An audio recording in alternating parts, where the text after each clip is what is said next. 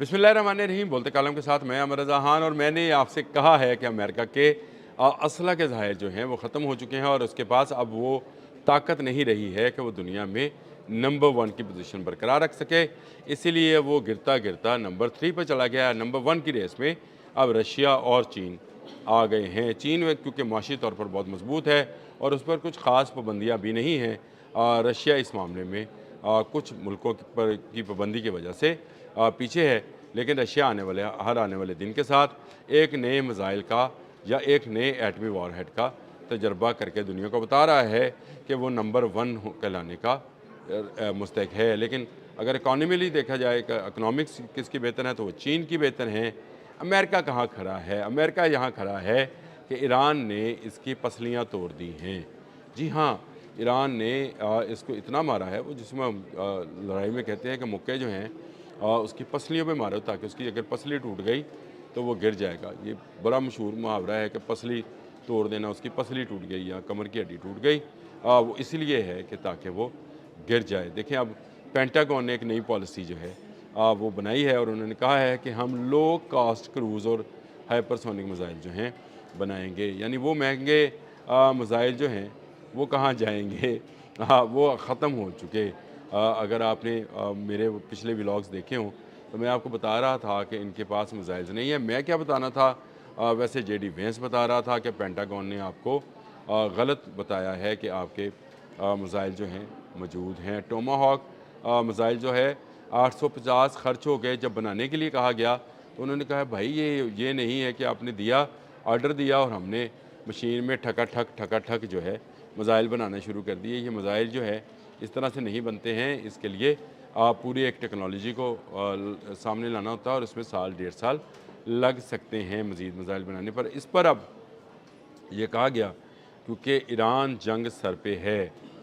बिल्कुल सही है। मैंने आपसे कहा था कि जब चीन से डोनाल्ड ट्रंप वापस अमेरिका पहुंचेंगे तो पता चलेगा कि क्या है। तो अब आपको मैं बता दूं, चीन से ये शायद इस बात को आशीर्वाद के तौर पे लेके आए हैं कि चीन मज़ीद असला नहीं देगा। तो चीन जनाब आला पहले भी असला फ़राहम नहीं कर रहा था। मैंने बहुत सारे व्लॉग्स में ये बात आपको बताई। ईरान के पास शुमाली कोरिया और रशिया की टेक्नोलॉजी है। हाँ, इलेक्ट्रॉनिक वारफेयर के अंदर वो बाइडू यूज़ करता है जो कि चीनी टेक्नोलॉजी है। अब पेंटागन ने कहा है कि वो सस्ते मिज़ाइल, हल्के हाइपरसोनिक क्रूज़ और हल्के हाइपरसोनिक मिज़ाइल जो हैं वो बनाएगा और शायद 136 ड्रोन्स की कॉपी बनाएगा, तैयार करेगा बड़े पैमाने पर। क्या होगा जी? उसने कहा जी कि 10,000 लो कास्ट क्रूज़ मिज़ाइल जो हैं वो बनाए जाएंगे और इनको जो है तेज़ी के साथ इनको मुकम्मल किया जाएगा। लो कॉस्ट इसलिए कि जो पहले हमने मिज़ाइल चलाए हैं वो बहुत कीमती थे और हमारा अरबों डॉलर जो है उसमें डूब गया। इंटरसेप्टर्स भी हमारे ख़त्म हुए। हमारी जो वहाँ पर स्टेशंस थे, दूरबीनी स्टेशन या खलाई स्टेशन या सर्वेलेंस स्टेशंस, वो भी ख़त्म हुए। इसके साथ साथ उन्होंने कहा है कि 12,000 के करीब जो है हम हाइपरसोनिक लेकिन लो कास्ट जो है मिज़ाइल्स बनाएंगे ताकि हमारा ख़र्चा ज़्यादा ना हो और हमारा ख़र्चा कम हो। उन्होंने एक वीडियो भी जारी की है जिसमें उन्होंने बताया 100 पाउंड और 200 पाउंड, मतलब इतनी जो है ताकत के जो हैं क्रूज़ और हाइपरसोनिक मिज़ाइल जो हैं, बैलिस्टिक मिज़ाइल्स, वो बनाए जाएंगे और शायद 136 जैसी कॉपी तैयार करने की भी बात की है। ईरान ने घुटनों पर ले आया है अमेरिका को। अमेरिका अब लो कास्ट की, और आप याद रखें जब हम, सिर्फ आपको एक मिसाल देने के लिए बयान कर रहा हूँ, उसको कुछ समझिएगा ना। जब हम घर बना रहे होते हैं तो शुरू में हम बहुत ज़्यादा पैसा सर्व करते हैं जो ज़मीन के अंदर चला जाता है, और जब टीप टॉप की बारी आती है ना, हम जैसे मिडिल क्लासों की, तो हमारे पास पैसे ख़त्म हो जाते हैं। फिर हम गुजारे पे आ जाते हैं। जो चीज़ नज़र आनी होती है ना उस पर हम गुजारे पे चले जाते हैं। कहने यार चल ए टूटी महंगी वाली नहीं तो सस्ती वाली ला ली है, ये गीज़र महंगे वाला नहीं तो सस्ते वाला लगा लें, ये फ़लाँ चीज़ जो है ये टाइल महंगे वाली नहीं तो सस्ते वाली लगा लें। पैसे शॉर्ट होते चले जा रहे हैं, लेकिन असल पैसा हमने नीचे लगा दिया होता है। यही हाल अमेरिका का है। अमेरिका को बार बार जेडी वैंस समेत बहुत सारे दिफाई तजियाकार ये बता रहे थे कि भाई तुम्हारा पैसा आपने हमस में डूबता चला जा रहा है। मैंने 2 दिन पहले आपको बताया था कि जो 25 अरब डॉलर पेट हेग्सत ने कहा था वो 4 दिन के बाद 30 अरब डॉलर बन गया। जब पेंटागन ने जाकर सेनेट में बयान किया तो उसने कहा कि 30 अरब, तो 4 दिन में क्या हुआ था, जंग तो हो नहीं रही थी, तो फिर ये 5 अरब डॉलर जो था ये कैसे डूब गया आपने हमस के अंदर। असल में डूबा पैसा ज़्यादा है, आहिस्ता आहिस्ता सतह पर वो मलबा लाया जा रहा है जो डूबा है। 54 तैयारे जो हैं इनके ईरान ने तबाह किए हैं। इनके जदीद तरीन F-35 जो हैं 2 गिराए गए हैं। इनके F-15E, इनके F-18, इनके F-22, क्या क्या नाम लें जो जहाज़ जो हैं ईरान ने इनके गिराए हैं और इलेक्ट्रॉनिक वॉरफेयर में इनको खुल्लम खुल्ला शिकस्त दी।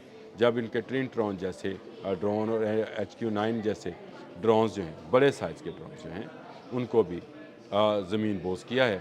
ये सारा इलेक्ट्रॉनिक वॉरफेयर था जो चीन से हासिल किया गया था, उसी से ये गिराए गए हैं। चीन से आप श्योरिटी लेकर आए कि आप उसको मज़ीद असला नहीं देंगे, ले ली आपने श्योरिटी, शी जिन ने कह दिया नहीं देंगे, तो पहले भी नहीं दे रहे थे भाई, शुमाली कोरिया दे रहा था और शुमाली कोरिया के पास कौन सी टेक्नोलॉजी थी वो भी आपको समझ आ जानी चाहिए। शुमाली कोरिया के पास किसकी टेक्नोलॉजी है, ये अगर आपको समझ नहीं आती है तो मेरा ख्याल है आपको जाकर सियासत छोड़ देनी चाहिए। वैसे तो सियासत आप वैसे भी छोड़ने वाले हैं और शायद उससे पहले आपका मुआवजा भी हो जाए, लेकिन आपको ये समझ नहीं आएगा कि आप हल्के हथियार बनाएंगे तो दुश्मन को हल्का लेंगे। दुश्मन अब भारी हथियारों पे आया है, बिल्कुल उलट है ना जी। इन्होंने भारी हथियार इस्तेमाल किए, दुश्मन 136 इस्तेमाल करता रहा, शायद 136, और छोटे मिसाइल इस्तेमाल करता रहा।